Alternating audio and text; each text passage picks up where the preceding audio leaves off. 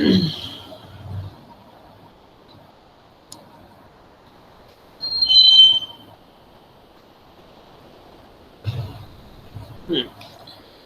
Last run पे जो हम लोग ने डिस्कस किया था, वो डिस्कस किया था मल्टी वाइब्रेटर्स, और मैंने कहा था कि डिफरेंटिंग अपॉन दो स्टेट्स होती हैं आपकी, एक स्टेबल स्टेट हो, एक हाई स्टेट होती है और एक लो स्टेट होती है। ठीक है, अब आपकी अगर दोनों ही स्टेट्स अनस्टेबल हैं तो वहां पर ए स्टेबल मल्टी वाइब्रेटर में होता है, आप इस केस में स्क्वायर वेव जनरेट कर सकते हैं या फिर कोई भी रेक्टेंगुलर वेव जनरेट कर सकते हैं। फिर अगर आपकी एक ही स्टेबल स्टेट होती है, जैसे एग्जाम्पल में लोअर स्टेट स्टेबल है, तो आप इसे कहते हैं मोनो स्टेबल मल्टी वाइब्रेटर। जैसे ही पल्स आती है, उस पर्टिकुलर पल्स के आने के नाते आपका आउटपुट अपनी अनस्टेबल स्टेट में पहुंच जाता है, लेकिन थोड़े टाइम के बाद वो वापस स्टेबल स्टेट में आ जाता है। और सेकंड होता है by stable multi vibrator. By stable multi vibrator में दोनों की दोनों ही स्टेट्स आपकी स्टेबल स्टेट होती हैं। ठीक है, आपने इनपुट दिया, पल्स दिया, वो हाई अपर स्टेट में चला गया, फिर वो अपर स्टेट में तब तक रहेगा जब तक कि फिर से पल्स नहीं मिलती। अगर वो T2 पे फिर से पल्स मिलेगी, ठीक है ना, तो फिर वो अपनी लोअर स्टेट में आ जाएगा, और फिर से अगर पल्स मिलेगी तो फिर अपनी अपर स्टेट में चला जाएगा, फिर से पल्स मिलेगी तो वो लोअर स्टेट में आ जाएगा। मतलब इसके लिए दोनों ही स्टेट्स स्टेबल हैं, वो अपनी स्टेट को तब तक नहीं छोड़ेगा जब तक कि पल्स नहीं आ जाती। ठीक है, फिर उसके बाद मैंने कहा था कि स्मिथ ट्रिगर अपने आप में एक बाई स्टेबल मल्टी वाइब्रेटर की तरह से काम करता है। क्यों? क्योंकि वहां पर VREF की वैल्यू एक बार +5 वोल्ट होती है और एक बार -5 वोल्ट होती है। ठीक है ना, और जैसे ही इनपुट की वैल्यू VUT मतलब अपर थ्रेशोल्ड को क्रॉस करती है, या फिर VLT या फिर लोअर थ्रेशोल्ड को क्रॉस करती है, तुरंत ही वहां पर स्विचिंग ऑफ स्टेट होता है। मतलब आउटपुट आपका +VSS जाता है या फिर -VSS आता है। तो आप इसे एक तरीके से बाई स्टेबल मल्टी वाइब्रेटर के तौर पर समझ सकते हैं। ठीक है, आपने एक बाई स्टेबल मल्टी वाइब्रेटर का एग्जांपल देख लिया है। अब क्या बाई स्टेबल मल्टी वाइब्रेटर की मदद से मैं कोई एक मोनो ए स्टेबल मल्टी वाइब्रेटर बना सकता हूँ? तो इस चीज को समझने की जरूरत है। ये आपका क्या है? ये आपका बाई स्टेबल मल्टी वाइब्रेटर है, जो कि स्मिथ ट्रिगर है। ठीक है, अच्छा, अब इस स्मिथ ट्रिगर में स्विचिंग कब हो रही है? इस स्मिथ ट्रिगर में सब स्विचिंग तब हो रही है जब इनपुट वेरी कर रहा है। और इनपुट कैसे वेरी कर रहा है? इनपुट वेरी कर रहा है अपने आप। ठीक है ना, हम एक साइनोसॉइडल सिग्नल दे रहे हैं, वो 0 से लेकर के प्लस तक जा रहा है, फिर वो अपर थ्रेशोल्ड को क्रॉस कर रहा है तो इनपुट स्विच हो रहा है, फिर वो लोअर थ्रेशोल्ड को क्रॉस कर रहा है तो इनपुट स्विच हो रहा है। फिर एक नया रेफरेंस पॉइंट उसके अकॉर्डिंग सेट हो रहा है। तो क्या हमको एक ऐसा अरेंजमेंट बना सकते हैं जिसमें कि हमें कोई इनपुट ना देना पड़े? क्योंकि ए स्टेबल मल्टी वाइब्रेटर में कोई इनपुट नहीं जाता है। क्यों? क्योंकि सर कोई पल्स नहीं जाती है। ए स्टेबल मल्टी वाइब्रेटर को कोई भी इनपुट पल्स की जरूरत नहीं है। ठीक है ना, वो अपने आप स्विच ऑन करिए और वो आपका थोड़ी देर लो स्टेट, फिर थोड़ी देर हाई स्टेट, फिर थोड़ी देर लो स्टेट, फिर थोड़ी देर हाई स्टेट, फिर लो स्टेट, फिर हाई स्टेट, ऐसे वो एक पर्टिकुलर टाइम के बाद अपना स्विच हाई से लो, लो से हाई, हाई से लो, लो से हाई करता रहेगा। ठीक है, तो अब हमें ये समझना है कि क्या हम स्टेबल मल्टी वाइब्रेटर बना सकते हैं। अच्छा, अगर हम ऐसा करते हैं कि हम जो आउटपुट प्लस VSS आ रहा है, ठीक है ना, अगर हम उसे किसी कैपेसिटर में स्टोर कर दें, किसी कैपेसिटर में स्टोर कर दें, और अगर हम उसे इन्वर्टिंग टर्मिनल पे वो कैपेसिटर लगा दें, ठीक है, तो यहाँ पर क्या होगा? फिर वो +VSS 0, भले मान लीजिए यहाँ पर स्टार्टिंग में इनपुट कैपेसिटर डिस्चार्ज था, 0 वोल्ट था, फिर वो धीरे धीरे वो कैपेसिटर वो VSS से चार्ज होगा कि नहीं होगा? और चार्ज होते होते एक समय आएगा जब वो अपर थ्रेशोल्ड को क्रॉस कर जाएगा। ठीक है ना, तो तुरंत यहाँ पर VREF फिर ये -VSS सेट कर देगा, और यहाँ पर VREF क्या सेट कर देगा? निगेटिव में सेट कर देगा। ठीक है ना, मतलब जो अभी तक काम हम इनपुट वोल्टेज एक्सटर्नल देके कर रहे थे, अगर हम एक कैपेसिटर लगा दें और उसको हम आउटपुट से जोड़ करके, ये देखिए आउटपुट से जोड़ करके, ठीक है ना, अगर हम उसी के थ्रू उस कैपेसिटर को चार्ज और डिस्चार्ज करें, तो हम ये जो हमें अलग अलग पल्सेस देना पड़ रहा है, जो हम कर रहे हैं इसमें trigger by stable multi vibrator काम कर रहा है, वो नहीं करना पड़ेगा। उस कैपेसिटर की चार्जिंग एंड डिस्चार्जिंग के नाते वो कंडीशन कंप्लीट अपने आप होती जाएगी। ठीक है, तो यहाँ पर आप बाई स्टेबल मल्टी वाइब्रेटर या फिर स्मिथ ट्रिगर को के साथ अगर आप इन्वर्टिंग टर्मिनल पे एक RC सर्किट फीडबैक में लगा देते हैं, तो जो सर्किट बनता है वो बनता है ए स्टेबल मल्टी वाइब्रेटर। ओके, तो यहाँ पर देखिए क्या किया हुआ है, आप देखिए माइनस प्लस, बाकी R1 R2 पूरा का पूरा सर्किट एज इट इज। बस हमने क्या किया, एक R यहाँ पर लगा दिया। ठीक है, हमने यहाँ पर एक R लगा दिया, और क्या लगा दिया, यहाँ पर हमने एक R लगा दिया, और यहाँ पर हमने क्या लगा दिया, एक C लगा दिया, कैपेसिटर। ठीक है, तो इस तरीके से अब आप देखिए कि यहाँ पर इस RC के थ्रू अब ये कैपेसिटर चार्ज होगा और डिस्चार्ज होगा, और जिसके नाते यहाँ पर VC की वैल्यू चेंज होती जाएगी। ठीक है, बात आ गई समझ में कि बाई स्टेबल मल्टी वाइब्रेटर का यूज करके या फिर स्मिथ ट्रिगर का यूज करके हम कैसे स्टेबल मल्टी वाइब्रेटर बना सकते हैं। ठीक है, अब इसमें हम लोग केसेस देखते हैं। सबसे पहले हम ये एज्यूम करेंगे कि VC की वैल्यू, मतलब वैल्यू अक्रॉस कैपेसिटर कोई भी नहीं थी। VC वाज 0 वोल्ट, मतलब कैपेसिटर फुल्ली डिस्चार्ज था। अगर कैपेसिटर फुल्ली डिस्चार्ज था तो यहाँ पर बताइए वोल्टेज क्या था, VC की वैल्यू यहाँ पर क्या थी, 0 वोल्ट। ठीक है ना। VREF आप पहले क्या मानोगे, V आउटपुट कितने पे सेट था। इस कंडीशन में आपका V आउटपुट कितना था, V आउटपुट आपका था प्लस VSS। V आउटपुट आपका क्या था, प्लस VSS या फिर V सप्लाई वोल्टेज। ठीक है ना। अगर यहाँ पर V आउटपुट आपका प्लस VSS था तो अब आप इसमें ट्रिगर से बता सकते हो कि VREF आपका कितना था। VREF होगा, VREF मतलब रेफरेंस वोल्टेज होगा beta VSS। Okay, now this is beta VSS, ये आपका VREF है। ठीक है, अब आपका यहाँ पर वोल्टेज क्या है, 0 वोल्ट। ठीक है ना, क्योंकि कैपेसिटर कंप्लीटली डिस्चार्ज है। अब जैसे ही आप ये देखोगे कि यहाँ पर आउटपुट प्लस VSS है स्टार्टिंग में, तो अब ये क्या होगा, यहाँ पर करंट फ्लो करना शुरू करेगी और इस कैपेसिटर को चार्ज करना शुरू करेगी। ठीक है ना, now this capacitor will start it's charging. ठीक, और कैपेसिटर चार्ज होने लगेगा। ठीक, कैपेसिटर चार्ज होने लगेगा, इसका मतलब इसकी वैल्यू 0 से बढ़नी शुरू होगी। ठीक, और एक समय आएगा जब ये बढ़ते बढ़ते किससे ज्यादा हो जाएगा, now VC will start increasing. ठीक है ना, एंड व्हेन VC जो है वो क्रॉस कर जाएगा इसको, बीटा VSS को। भाई इसमें ट्रिगर वाला कॉन्सेप्ट आ रहा है। जैसे ही VC क्रॉस कर जाएगा किसको, बीटा VSS को। इसको मैं थोड़ा सा नीचे कर दूं। जैसे ही ये क्रॉस कर जाएगा बीटा VSS को,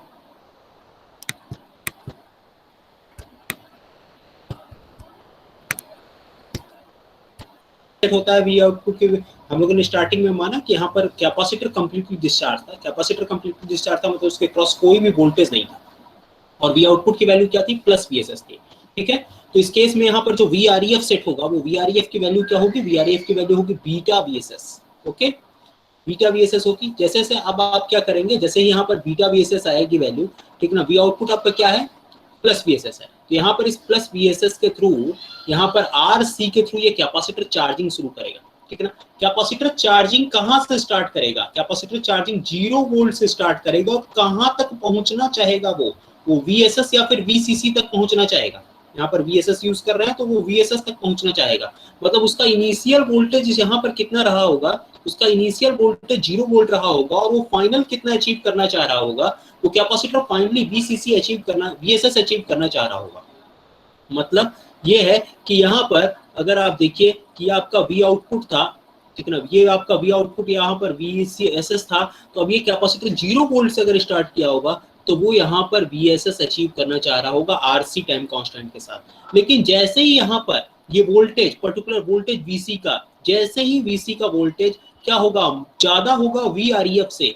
जैसे ही ये वोल्टेज VREF से ज्यादा होगा, मतलब किससे ज्यादा होगा, बीटा VSS से ज्यादा होगा। ठीक है ना, मतलब वो यहाँ तक अचीव नहीं कर पाएगा VSS तक। यहीं पर इस पर्टिकुलर पॉइंट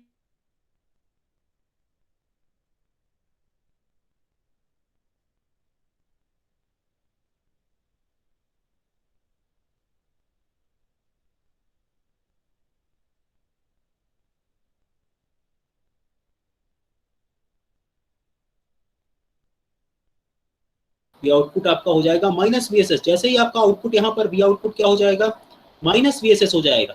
ठीक, जैसे ही आपका यहाँ पर V आउटपुट माइनस VSS हो जाएगा, ठीक है, तुरंत यहाँ पर VREF की वैल्यू क्या हो जाएगी, VREF की वैल्यू आपकी हो जाएगी माइनस बीटा VSS। ठीक है ना, माइनस बीटा VSS। जैसे ही यहाँ पर माइनस बीटा VSS हो जाएगी VREF की वैल्यू, ठीक है ना।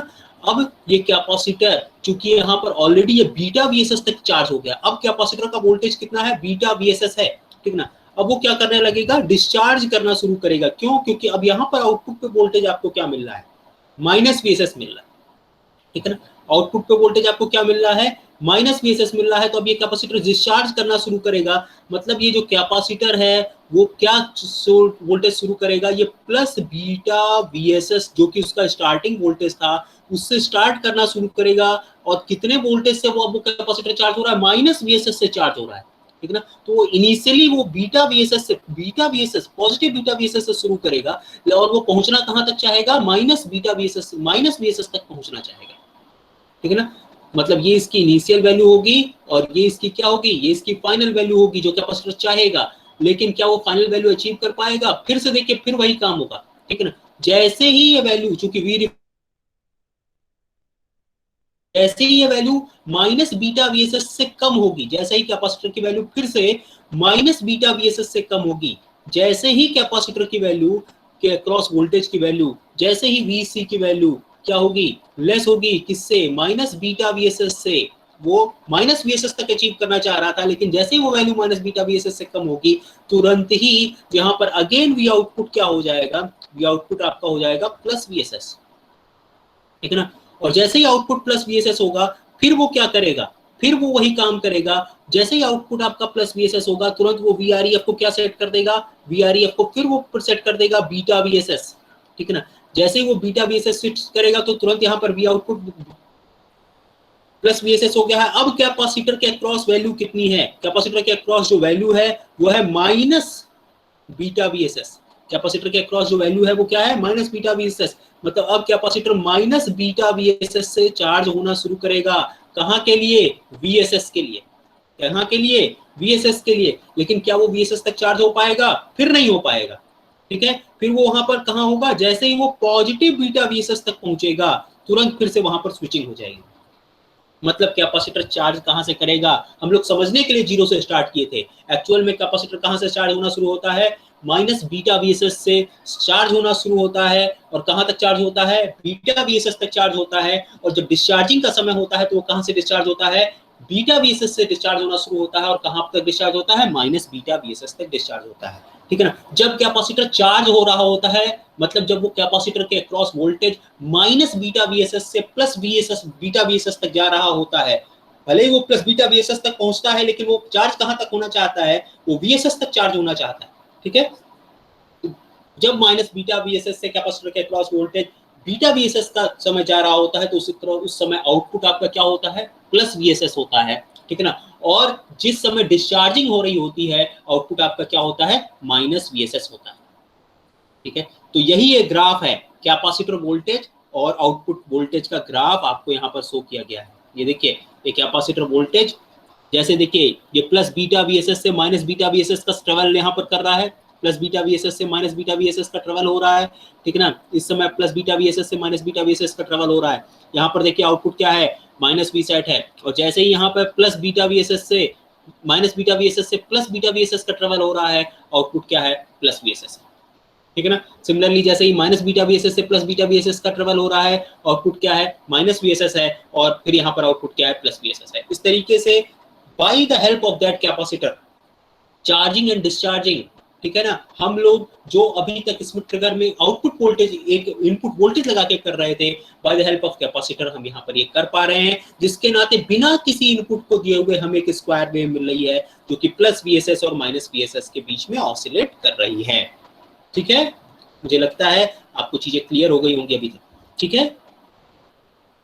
एक बार और अगर मैं रिपीट करूं तो यहाँ पर क्या है, हम लोगों ने स्मिथ ट्रिगर को समझा हुआ है। स्मिथ ट्रिगर में हमने क्या किया हुआ है, एक आरसी सर्किट लगा दिया, आर और सी, ठीक है ना, इन्वर्टिंग टर्मिनल पर यहाँ पर कनेक्ट करके हमने आरसी सर्किट लगाया हुआ है, ठीक है ना। स्टार्टिंग में कैपेसिटर का वोल्टेज क्या था, 0 वोल्ट था, और हमने आउटपुट माना कितना है, प्लस वीएसएस। तो उस समय वी रेफरेंस की वैल्यू यहाँ पर क्या सेट हुई होगी, वी रेफरेंस की वैल्यू सेट हुई होगी कितनी, यहाँ पर वी रेफरेंस की वैल्यू सेट हुई होगी बीटा वीएसएस, ठीक है ना।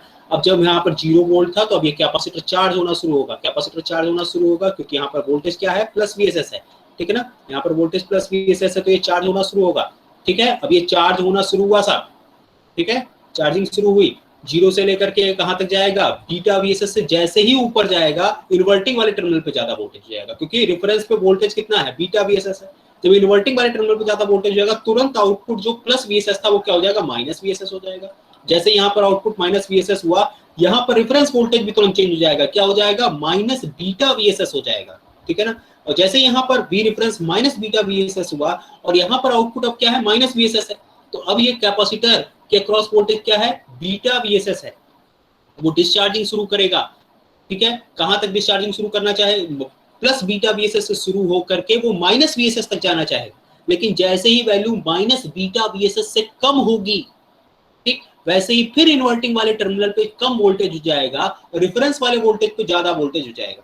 ठीक है ना, क्योंकि ऑलरेडी यहाँ पर माइनस बीटा VSS और यहाँ पर वैल्यू अगर माइनस बीटा VSS से भी कम हो गई, ठीक है, तो रेफरेंस वाला वोल्टेज ज्यादा हो जाएगा, तो यहाँ पर तुरंत आउटपुट क्या हो जाएगा प्लस VSS हो जाएगा। जब आउटपुट आपका प्लस VSS हो जाएगा तो फिर से यहाँ पर रेफरेंस वोल्टेज क्या हो जाएगा पॉजिटिव बीटा VSS हो जाएगा, और तुरंत यहाँ पर प्लस VSS हो गया है, तो अब ये कैपेसिटर चार्जिंग शुरू करेगा। कहां पर माइनस बीटा VSS से लेकर के प्लस बीटा VSS तक चार्जिंग शुरू करेगा, लेकिन फिर से वही प्रॉब्लम आएगी कि जैसे ही ये फिर से प्लस बीटा VSS से ज्यादा होगा, तुरंत यहाँ पर VC की वैल्यू ज्यादा हो जाएगी, VC की वैल्यू ज्यादा हो जाएगी, मतलब इन्वर्टिंग वाले पे वैल्यू ज्यादा हो जाएगी, तुरंत आउटपुट क्या हो जाएगा माइनस VSS हो जाएगा। यहाँ पर वैल्यू क्या आ जाएगी माइनस बीटा VSS आ जाएगी। माइनस बीटा VSS आने के बाद यहाँ पर फिर से आउटपुट यहाँ पर फिर से डिस्चार्ज होना शुरू होगा और ये प्रोसेस लगातार चलता रहेगा। मतलब कैपेसिटर का वोल्टेज माइनस बीटा VSS से लेकर के प्लस बीटा VSS के बीच में ऑसिलेट करेगा, और जो आपका आउटपुट वोल्टेज है वो VSS और माइनस VSS के टाइम बीच में ऑसिलेट करेगा। जब कैपेसिटर चार्ज हो रहा होगा तो आउटपुट वोल्टेज प्लस VSS होगा, और जब कैपेसिटर डिस्चार्ज हो रहा होगा मतलब तब नीचे की तरफ आ रहा होगा, उस समय आउटपुट आपका माइनस VSS होगा। ठीक है, तो जो कर्व इंपॉर्टेंट है वो कौन कौन से हैं, ये आपका VC है और ये आपका V आउटपुट है। ठीक है ना, कहीं कहीं किसी किसी ग्राफ में यहाँ पर ही ग्राउंड बना दिया होगा तो कोई दिक्कत नहीं है, ये ग्राउंड से ही कनेक्टेड है। ठीक है, ओके। अब बात ये आती है कि ये कैपेसिटर चार्जिंग डिस्चार्जिंग के बेसिस पर ये टाइमिंग डिसाइड हो रही है। ठीक है ना, मतलब अगर सर मैं यहाँ पर चाहूँ कि मुझे टी ऑन टाइम चाहिए, कौन सा टाइम चाहिए साहब टी ऑन टाइम, तो टी ऑन टाइम ये है। मुझे टी ऑफ टाइम चाहिए तो टी ऑफ टाइम ये है। ठीक है ना, मुझे टी ऑन और टी ऑफ टाइम चाहिए तो मैं कैसे डिसाइड कर सकता हूँ, तो मुझे अब इक्वेशन निकालना पड़ेगा। किसका इक्वेशन निकालना पड़ेगा, इस कैपेसिटर का इक्वेशन निकालना पड़ेगा कि वो किस चीज तरीके से चार्ज हो रहा है और किस तरीके से डिस्चार्ज हो रहा है। ठीक है, तो इसके लिए अब हमें क्या पता होना चाहिए, हमें अच्छे से कुछ चीजें पता होनी चाहिए, मतलब कैपेसिटर चार्जिंग डिस्चार्जिंग का इक्वेशन क्या होता है। ठीक है, तो अगर मैं यहाँ पर एक सिंपल RC सर्किट लेता हूँ, ठीक है, अभी मैं आपको एक फार्मूला बताऊंगा, वो इक्वेशन अगर एक कैपेसिटर या एक इंडक्टर यूज किया जा रहा है तो उस केस में हमेशा और हमेशा ही यूज किया जा सकता है। ठीक है ना, ये RC सर्किट, ये R है और ये C है, यहाँ पर देखिए R है और ये C है, ये किससे कनेक्टेड है, हम लोग यहाँ पर कहेंगे कि साहब ये एक बैटरी से कनेक्टेड है। ठीक है ना, कितने की बैटरी है, मान लीजिए कोई भी वोल्टेज 10 वोल्ट की बैटरी है या फिर जो भी है, ठीक है ना, 10 वोल्ट की बैटरी है मान लीजिए। ठीक है, और ये किसके थ्रू कनेक्टेड है साहब, एक स्विच के थ्रू कनेक्टेड है। ठीक, ये स्विच है S, ओके, ये स्विच के थ्रू कनेक्टेड है। तो ट्रांजिएंट आपने पढ़ा होगा, ट्रांजिएंट मतलब क्या होता है, ट्रांजिएंट मतलब कोई भी कैपेसिटर है, ठीक है, अगर कोई भी कैपेसिटर है आपका, ठीक, या फिर कोई भी इंडक्टर है, ठीक, t इक्वल्स टू 0 पर अगर हम इसके अक्रॉस कोई चेंज लाते हैं तो ये t इक्वल्स टू 0 प्लस पे कैसे बिहेव करता है और t इक्वल्स टू इनफाइनाइट पे कैसे बिहेव करता है। ठीक, ये जो स्टेट होती है t इक्वल्स टू 0 प्लस वाली कहलाती है ट्रांजिएंट स्टेट कहलाती है, और ये t इक्वल्स टू इनफाइनाइट वाली स्टेट कहलाती है स्टेडी स्टेट। ठीक है, मतलब कहने का मतलब ये है कि t इक्वल्स टू 0 से पहले, t इक्वल्स टू 0 से पहले ये कैसा रहा होगा कि t इक्वल्स टू 0 से पहले भी किसी न किसी स्टेडी स्टेट में ही रहा होगा। मतलब कैपेसिटर मान लीजिए अगर ऑफ है और कोई स्विच नहीं लगा हुआ है, इसका मतलब वो बहुत देर से ऑफ है, बहुत पहले से ऑफ है, पता नहीं कब से ऑफ है, इसका मतलब वो अपने ऑफ की स्टेडी स्टेट में था। ट्रांजिएंट मतलब अचानक, जैसे आपको कोई अचानक जगा दे, ठीक, तो उस समय कैसे बिहेवियर होगा। ठीक, देखिए अगर कैपेसिटर t इक्वल्स टू 0 पर था, ठीक है, और अगर अचानक इसके अक्रॉस आप कोई चेंज लाते हैं तो ये कैपेसिटर कैसे बिहेव करता है, capacitor as a short circuit behave करता है। अगर इसके अक्रॉस कोई वोल्टेज नहीं था, इफ V इक्वल्स टू 0, अगर ये इनिशियली फुल्ली डिस्चार्ज था, लेकिन अगर ये डिस्चार्ज नहीं था, इसके क्रॉस कोई वोल्टेज था, तो वो पर्टिकुलर वोल्टेज यहाँ पर आ जाता है। तब ट्रांजिएंट स्टेट। और स्टेडी स्टेट में कैसे बिहेव करता है कैपेसिटर? स्टेडी स्टेट में कैपेसिटर बिहेव करता है ओपन सर्किट की तरह से, ठीक। वही इंडक्टर कैसे बिहेव करता है? इंडक्टर t=0 प्लस पे इंडक्टर के थ्रू करंट फ्लो हो रही होती है। अगर कोई भी करंट फ्लो नहीं हो रही थी, मतलब इससे पहले कुछ भी नहीं था, इंडक्टर के क्रॉस कोई भी कनेक्शन नहीं था, तो ये कैसे बिहेव करेगा? ये ओपन सर्किट की तरह से बिहेव करेगा। लेकिन अगर कोई करंट ऑलरेडी फ्लो हो रही होगी तो वो करंट सोर्स की तरह से बिहेव करेगा। ये ट्रांजिएंट हो सकता है, आपने पहले पढ़ा, ठीक। और t=इनफाइनाइट पर चाहे जो भी कंडीशन रहे, इंडक्टर कैसे बिहेव करता है? As a short circuit behave करता है,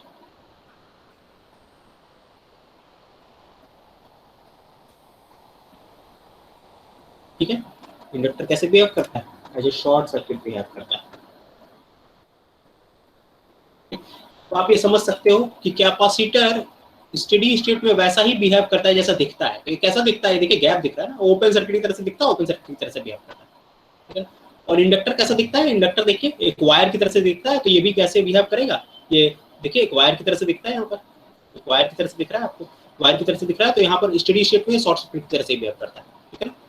और ट्रांजिएंट स्टेट में जस्ट इसका अपोजिट, अगर यहाँ पर शॉर्ट ओपन सर्किट है तो यहाँ पर कैसे बिहेव करेगा? शॉर्ट सर्किट की तरह से बिहेव करेगा, ठीक है ना। और यहाँ पर अदरवाइज ये वोल्टेज सोर्स की तरह से बिहेव करेगा अगर इसके क्रॉस कोई वोल्टेज लगा रहा होगा तो, ठीक। और यहाँ पर देखिए ये कैसे बिहेव करेगा? ये it will behave as an open circuit, ठीक है। और यहाँ पर ये कैसे बिहेव करेगा? It will behave as a current source. अच्छा, ये क्या क्यों ऐसा बिहेव करता है? कैपेसिटर क्यों ऐसा बिहेव करता है भाई? क्यों ऐसा शॉर्ट सर्किट की तरह से बिहेव करता है या क्यों? क्योंकि देखिए कैपेसिटर का काम क्या होता है? Q=CV, वोल्टेज को स्टोर करना होता है साहब, ठीक है ना। अचानक अगर आप चेंज कर रहे हो, कह रहे हो सर Q=0 माइनस पर जरा वोल्टेज बता दीजिए और Q=0 प्लस पे, तो ऐसा तो नहीं है कि अचानक कोई चार्जिंग हो जाएगी, अचानक कोई डिस्चार्जिंग हो जाएगी। कैपेसिटर इस चीज के बारे में बहुत श्योर है कि अचानक कोई भी चार्जिंग या डिस्चार्जिंग नहीं हो सकती। मतलब 0 माइनस पे जो स्टेट होगी वही स्टेट 0 प्लस पर भी होगी। मतलब C=V, 0 माइनस पर जो स्टेट रहेगी वही स्टेट C×V0 प्लस पर भी रहेगी। इसका मतलब, कहने का मतलब यह है कि साहब कैपेसिटेंस को नहीं ना अचानक आप चेंज कर दोगे, बिकॉज सी की वैल्यू तो कैपेसिटर पर डिपेंड करती है, वो तो वैल्यू अचानक चेंज हो नहीं सकती, ठीक है। इसका मतलब कैपेसिटेंस को अचानक चेंज नहीं होगा, ठीक है ना। इसका मतलब सी तो फिक्स रहेगा, चेंज किस में हो सकता है? V0 प्लस या फिर V0 माइनस में चेंज हो सकता है। मतलब सर ये तो चेंज ही नहीं हो सकता, V0 minus will remain equal to V0 plus, ठीक है। V0 minus will remain equal to V0 plus, इसका मतलब जैसा पहले था वैसा ही रहेगा। इसका मतलब अगर कैपेसिटर के क्रॉस पहले कोई वोल्टेज नहीं था, मतलब कैपेसिटर के क्रॉस कोई चार्ज नहीं था, तो अभी भी कोई चार्ज या कोई वोल्टेज नहीं रहेगा। कोई चार्ज या कोई वोल्टेज नहीं होने का मतलब कितना है? 0 वोल्ट है। 0 वोल्ट मतलब क्या होता है? शॉर्ट सर्किट होता है, ठीक, ओके। लेकिन अगर सर उसके पहले उसके पास कोई वोल्टेज था तो ठीक है, वही वोल्टेज रहेगा। तो वही तो मैंने दिखाया ट्रांजिएंट स्टेट में G=0 माइनस या 0 प्लस पर क्या कंडीशन रहेगी भाई? जो स्टेट थी, अगर कोई भी इससे पहले नहीं था, कुछ भी नहीं था, तो वो शॉर्ट सर्किट की तरह से बिहेव हो जाएगा। अगर कोई वोल्टेज था तो वोल्टेज यहाँ पर क्लियर हो जाएगा। और इनफाइनाइट पे क्या होगा सर? इनफाइनाइट पे साहब ये होता है कि कैपेसिटर कंप्लीटली चार्ज हो चुका है, ठीक है। कंप्लीटली चार्ज होने का मतलब ये है कि अब वो उससे ज्यादा वोल्टेज नहीं बियर कर सकता है, अब वो उससे ज्यादा वोल्टेज नहीं ले सकता है, ठीक है ना। जब उससे ज्यादा वोल्टेज नहीं ले सकता है तो वो क्या करंट को अलाउ करेगा बहना? नहीं बहना अलाउ करेगा। अगर किसी भी सर्किट में करंट नहीं फ्लो कर रही है तो इसका मतलब ये है कि वो सर्किट ब्रेक है। सर्किट ब्रेक है, इसका मतलब वो ओपन सर्किट की तरह से बिहेव कर रहा है। Okay, that's why capacitor will behave in steady state as open circuit. Okay, now second thing is inductor. Sir inductor के केस में ऐसा क्यों होता है भाई? वो शॉर्ट सर्किट की तरह से बिहेव करता है। तो इंडक्टर के केस में देखिए, इंडक्टर के केस में क्या होता है भाई? इंडक्टर के केस में सर फ्लक्स स्टोर रहता है। फ्लक्स कैसे स्टोर रहता है? Li के टर्म्स में स्टोर रहता है। फ्लक्स Li होता है। तो सर जो फ्लक्स पहले था 0 माइनस पे था, अचानक कोई फ्लक्स चेंज नहीं हो सकता ना। आप भाई अचानक चेंज कर दो, अचानक कुछ नहीं चेंज होगा, ठीक है ना। अचानक कोई फ्लक्स चेंज नहीं होगा, ठीक है ना। जो 0 माइनस पे था वही 0 प्लस पे रहेगा।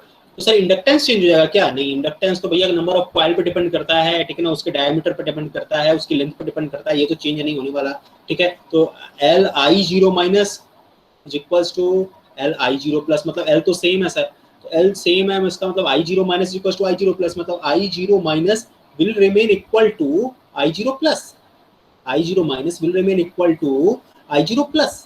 ओके, तो I0 मतलब जो करंट पहले फ्लो कर रही थी वही करंट अभी भी फ्लो करेगी। लेकिन सर मेरे तो इंडक्टर के अक्रॉस कोई करंट ही नहीं फ्लो कर रही थी। तो भैया आपके इंडक्टर के अक्रॉस ट्रांजिएंट स्टेट में भी कोई करंट नहीं फ्लो करेगी, ट्रांजिएंट स्टेट में कोई करंट नहीं फ्लो करेगी, इसका मतलब I0 प्लस की भी वैल्यू क्या होगी, 0 ही होगी।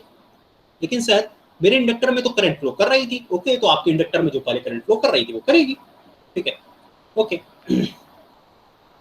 फिर क्या होता है कि सर अब मेरे इंडक्टर के अक्रॉस मान लीजिए कोई भी वोल्टेज स्टोर हो गया, ठीक है, यहाँ पर 5G हो गया, तो स्टेडी स्टेट में कैसे बिहेव करेगा? स्टेडी स्टेट में जो भी फर्दर वोल्टेज चेंज नहीं होता है, अगर कोई भी वोल्टेज फिक्स हो गया तो वो वोल्टेज रहेगा, लेकिन उससे ज्यादा कोई वोल्टेज चेंज नहीं हो सकता है। That's why it will behave as a short circuit. ठीक है, अगर आप एक ही सर्किट का एक ही मतलब केवल एक इंडक्टर या एक रेजिस्टेंस यूज करके अगर आप कोई ट्रांजिएंट इक्वेशन लिखना चाहते हैं तो वी टी इक्वल्स टू लिखाता है, वी टी इक्वल्स टू लिखाता है we infinite plus v zero plus या v t plus minus we infinite e to the power minus t by tau। what will be tau? Tau will be RC या फिर tau will be L by R।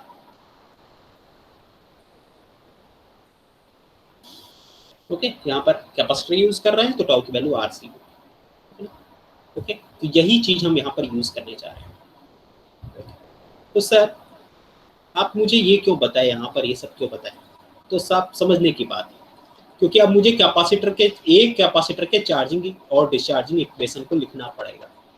ठीक, यहाँ पर जो capacitor है वो charge हो रहा है, कहाँ से चार्ज हो रहा है? अगर मैं टी ऑन टाइम की बात करूंगा, टी ऑन टाइम को अगर मैं देखना चाहता हूँ तो चार्ज हो रहा है साहब कैपेसिटर। कहाँ से चार्ज हो रहा है? कहाँ से चार्ज हो रहा है capacitor? Minus beta we set से चार्ज हो रहा है। कहाँ तक चार्ज हो रहा है? प्लस बीटा वी सेट तक चार्ज हो रहा है। मतलब सर ये minus beta V S s से शुरू हो रहा है और कहाँ तक जा रहा है?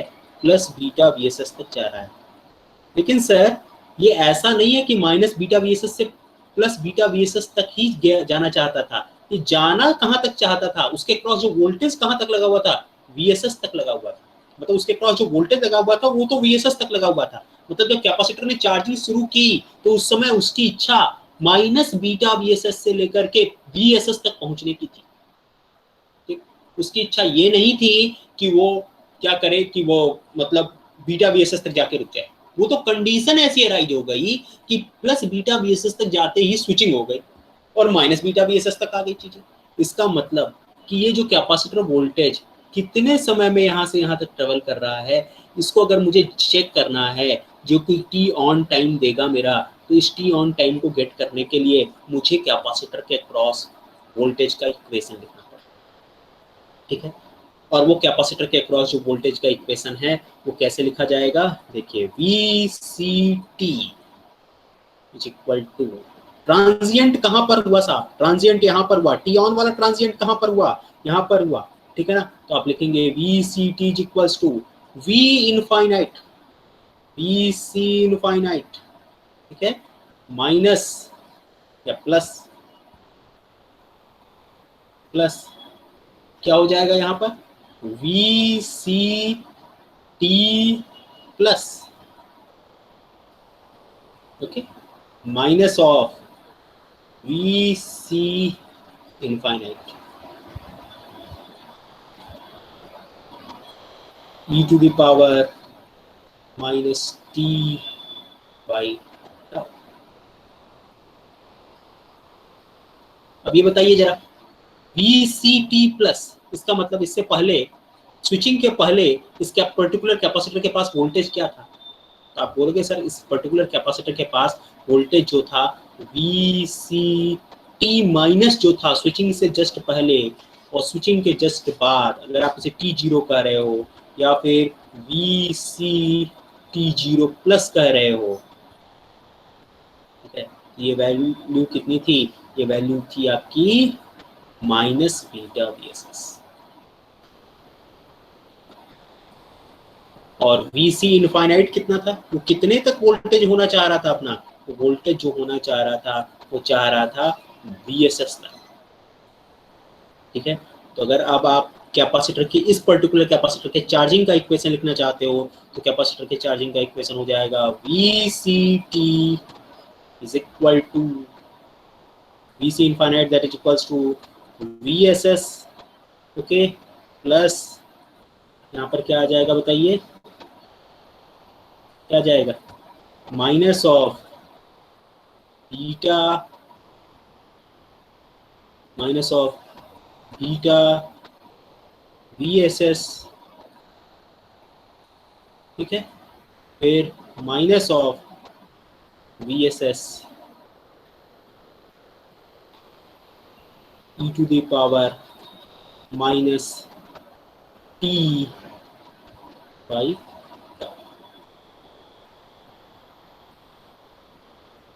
ठीक है। अब यहाँ पर वी एस एस कॉमन ले लीजिए, तो अगर आप वी एस एस कॉमन ले लेंगे तो क्या आ जाएगा, वी एस एस आपने कॉमन ले लिया, क्या रिजल्ट करेगा, 1 minus beta plus 1 e to the power minus T by tau.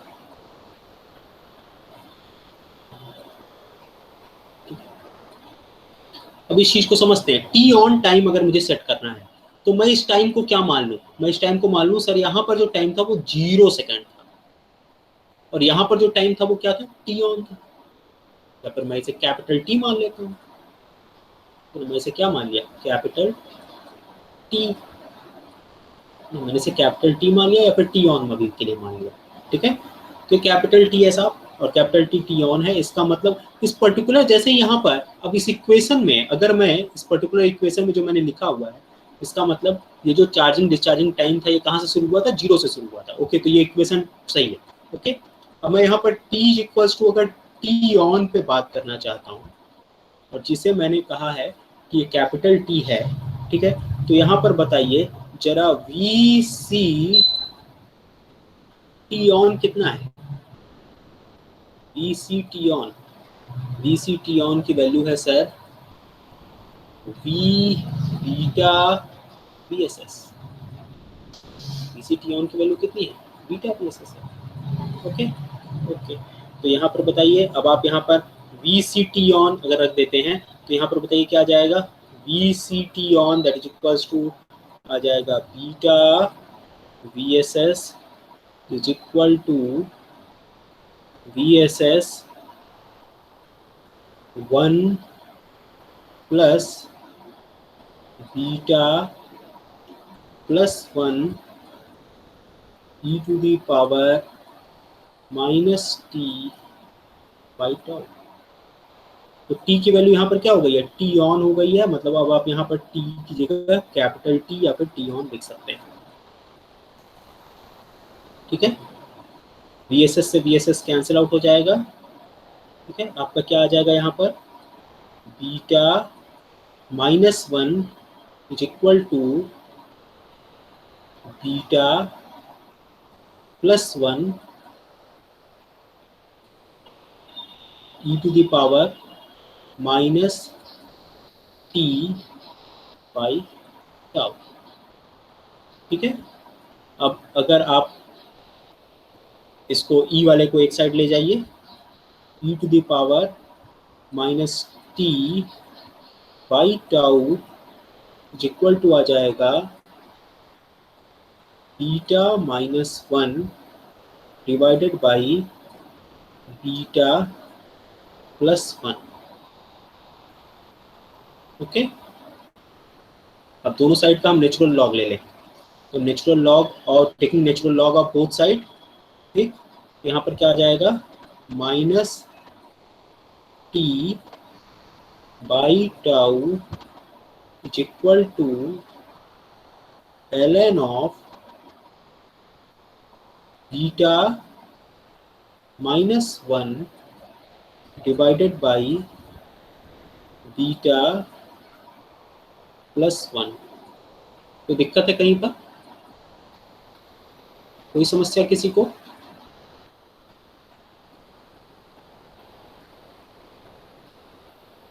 बताइए भाई।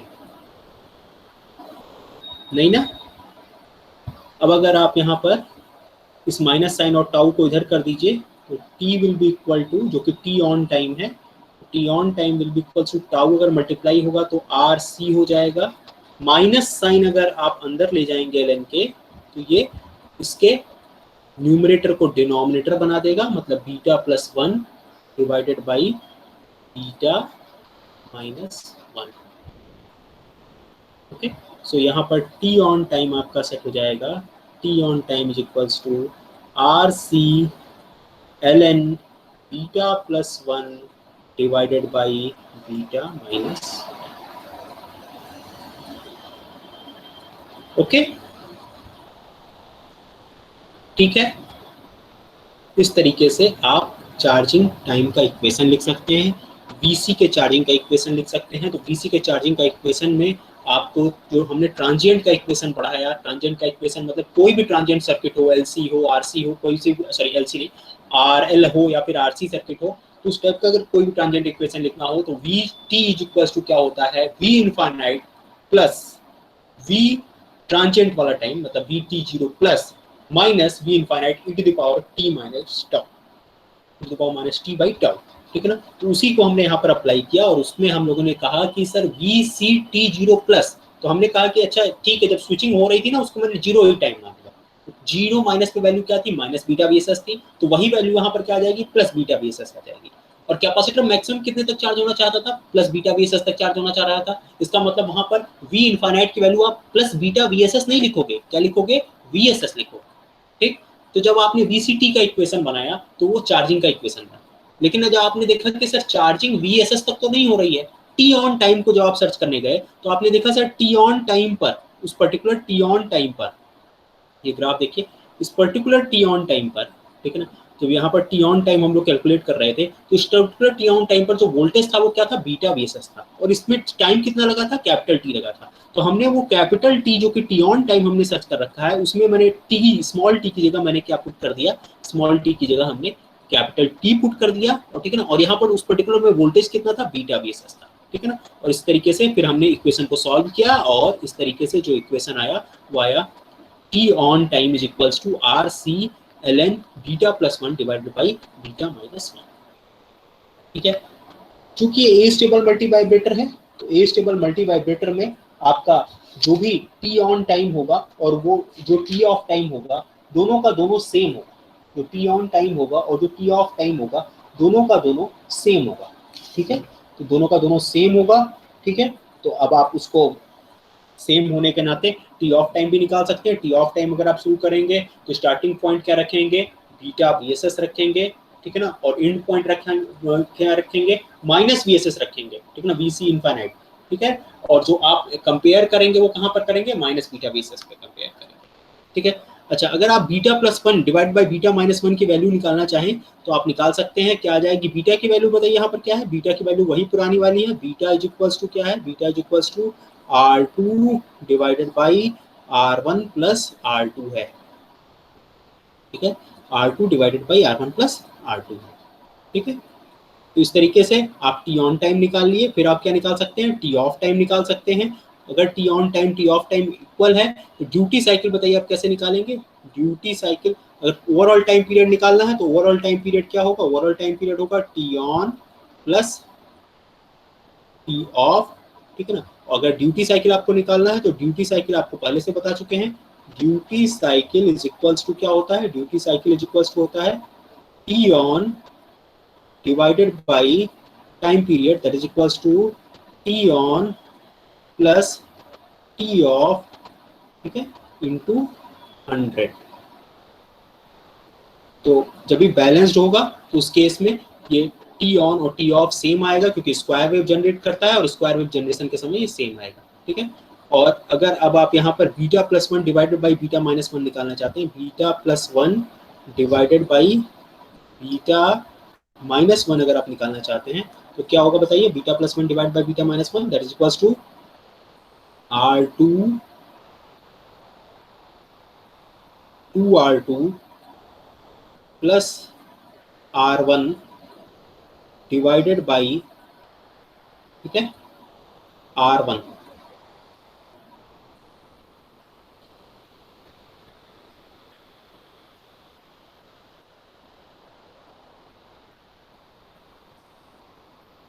R2 by R1 plus R2 रखेंगे तो इस तरीके से आपका आ जाएगा यहाँ पर, ठीक है, बाई R1 आ जाएगा। ठीक, फिर आप इसे सॉल्व करेंगे, माइनस R1 आ जाएगा, फिर आप इसे सॉल्व करेंगे तो R1 R1 कैंसिल आउट हो जाएगा और फिर 1/R2/R1 के टर्म्स में आ जाएगा। ठीक, तो अब आप यहाँ पर कैपिटल T की भी वैल्यू फाइंड आउट कर सकते हैं और T ऑन की भी वैल्यू फाइंड आउट कर सकते हैं, और जैसे ये देखिए